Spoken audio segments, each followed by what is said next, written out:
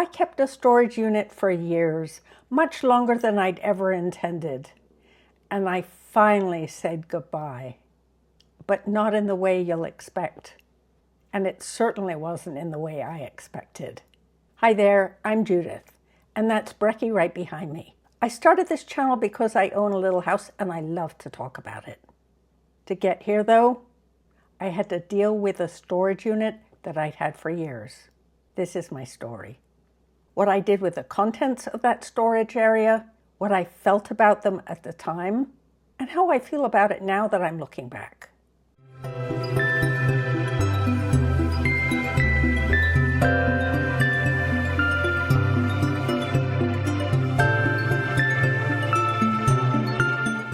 Once I signed the contract for this little house, and I knew it would be built in the next few months, and then I'd be moving in, I decided it was way past time to empty my storage unit.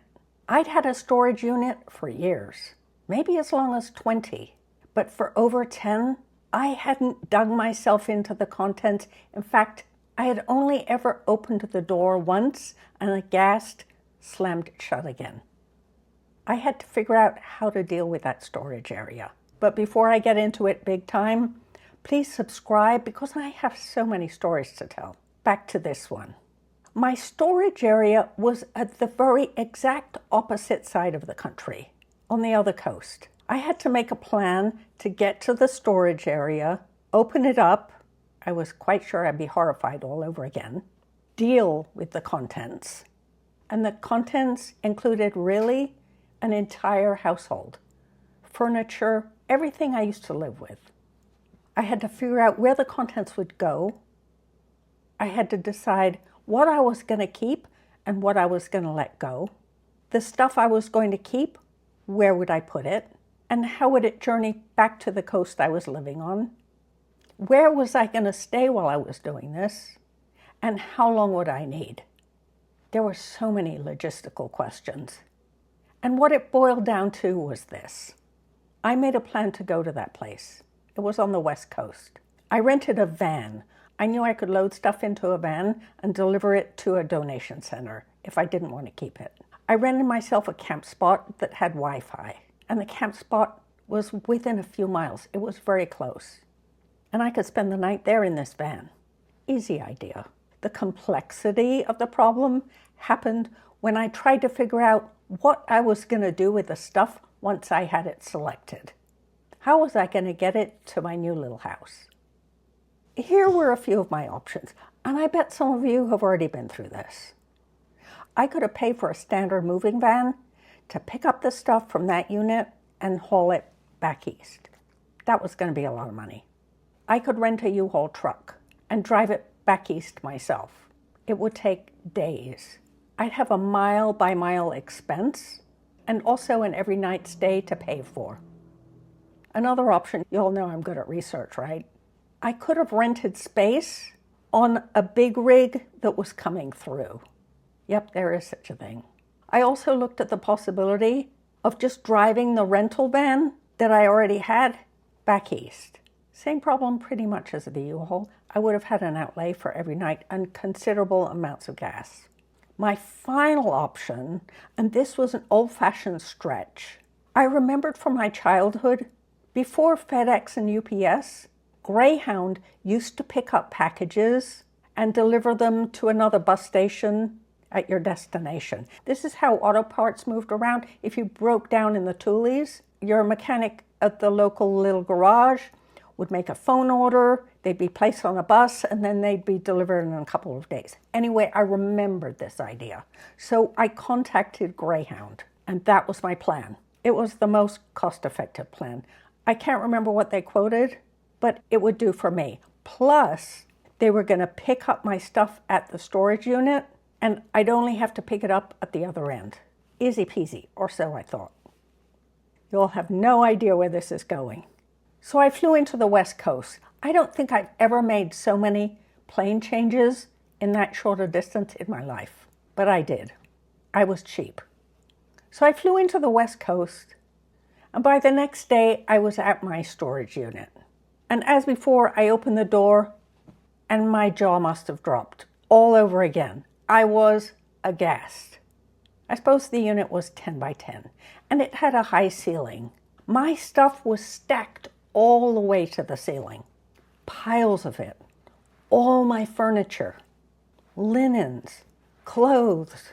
I used to be a dancer, a skater. All my outfits were there, my special shoes. In another video, I've told the story about how I downsized my books, and I'll put the link in the description. This story is really about the rest of my stuff.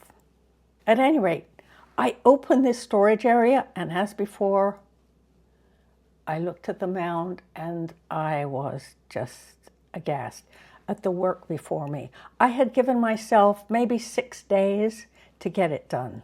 The unit had to be vacant and everything dispersed in my budget in 6 days. First thing I had to do, I had to get a ladder. Because if I was going to disassemble that storage unit, I had to disassemble from the top. It wasn't like I could just pull stuff out. So I got a ladder and I started removing things from the top. Little by little, I took load after load in the van to Goodwill. Several trips a day, box after box. As I clawed through my possessions, I realized there was something in the storage unit that I had never seen before. Of all things, it was someone else's dining room table, and it was ugly as heck. I would never have owned such a thing. It was bulky. It had these huge, grotesque legs that were too fat for the table, and it was plopped on top of the storage, upside down. Can you believe all those years I had been shelling out money when I had so little to house someone else's ugly dining room table? Ugly. Some thieves evidently had been raiding the units and put someone else's dining room table in the pile to make it look as though I had more stuff than I actually did. I knew they had taken some stuff. I did not know that they had put someone else's dining room table on top of my everything. I kept up with the sorting for several days. The separating, making 1,000 decisions. Every minute it seemed like I had to decide something else. I'm sure most of you know how wearing that is. It was wearing indeed. I got exhausted. I took plenty of breaks. I had lived in that neighborhood and I knew that the nearest food store had really great prepared foods. So I did eat well on that trip. I tried many different things and I could take them to my campground spot. I also took many breaks at Starbucks, which I don't normally do. It's expensive. But I needed the space and a way to regroup my mind several times a day. I barely made a dent in it, and the dust was so thick you could feel it in the air. The upholstery, I had a really nice couch, was thick with it. I had some really pretty oriental rugs. They were thick with it too. And the furniture, I had a whole outdoor set. I had a desk. I had a blue chest of drawers that I bought at a thrift store for $16 in the first years of my professional life. I really liked that piece more than any of the others. Inexpensive though it was. But I measured it and I knew there was no wall in this house where it would fit. That was one of my few sad goodbyes. Oh, the piles of furniture and the dust. And there were things buried under that furniture still, which I never did have access to. I wasn't strong enough to move the furniture. So there I was coming to this point 2 or 3 days before I was set to leave and come back on the plane. My brain was processing my situation very quickly. And here are some of my thoughts in retrospect. I'm sure this is a general approach to downsizing. I felt as though there were only a few options. I could sell the stuff, but that would require me to linger until it was sold. And if I sold just a few pieces, what would I do with the others? I didn't feel that it would be cost effective to pay up for more overnights on the chance that I might get the furniture sold, even though it was very nice furniture, and I could have got some money for it. Another assumption that runs through the process of downsizing is that we're supposed to go through everything. And related to that, we're supposed to keep some things, discard others, donate a portion. Of all the tips you see on the internet about downsizing, that's kind of how they go. Above all, this assumption that we have to keep some things. All of a sudden, as my brain was firing in that place, I realized how limiting those assumptions are. And because they're so pervasive, they were getting in the way of me being creative. Because these were the facts I actually was faced with.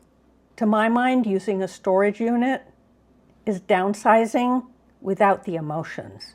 Because you always have in the back of your head that you're going to revisit that storage unit and make good use of the things you've put there. But for many of us, once those things are out of sight and put away in a storage area, they're not part of our everyday existence. We have, in effect, downsized them. And as I was up to my neck in my things, I realized, actually, I had downsized them already. I didn't have a life where they would fit because I'd made a life without them. For years, I'd made a life without them. And then because I was so fastened to the typical assumptions that people throw around about downsizing, it was really limiting my choices. And so I had in front of me all that stuff, all that furniture. I couldn't move it myself. I wasn't going to be able to donate it unless I could get it out of the storage area, and that would cost me money. Was it worth it to me? What was I going to do? The days were ticking. I was down to 3 and then to 2. I was drained. I was physically drained.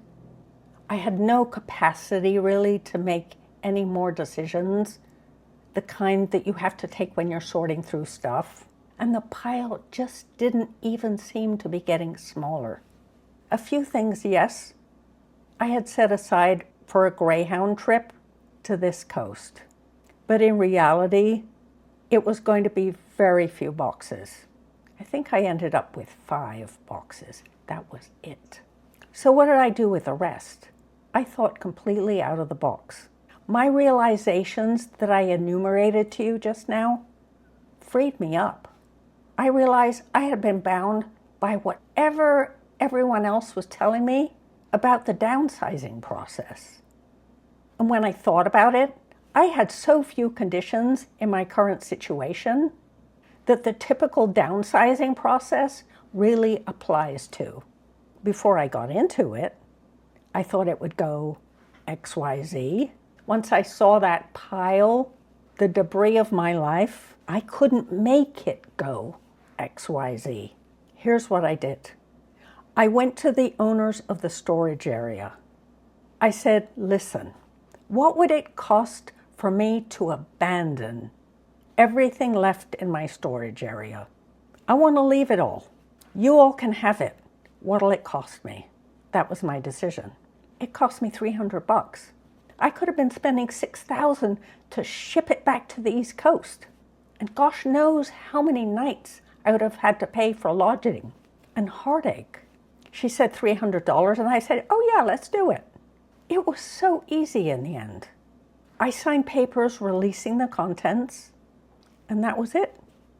I drove away. And just as I drove away, she and her gang of young friends were pawing through my stuff, and they were so thrilled. And I was so glad. It would have cost me more than $300 just to dispose of my bed mattress. So that was my solution. And it immediately freed me up. The money I felt that I'd saved from keeping all my stuff incorporated into me, from staying latched onto my past life that felt like such a burden. The money that I saved, I realized I could divert to making my little house a happy place. At that price, I could get everything new. It's a small house. I wouldn't need a whole lot. I could start completely over. And so I said goodbye to it. Drove that van away And that was the last I saw my stuff. It couldn't have worked out better for me. Were there a couple things I wish I still had? Sure. But you know what? I couldn't even get to them in the pile. If they were in there, they were at the bottom of the pile. I couldn't move the furniture. It was too bulky and heavy. And I'm just little old me.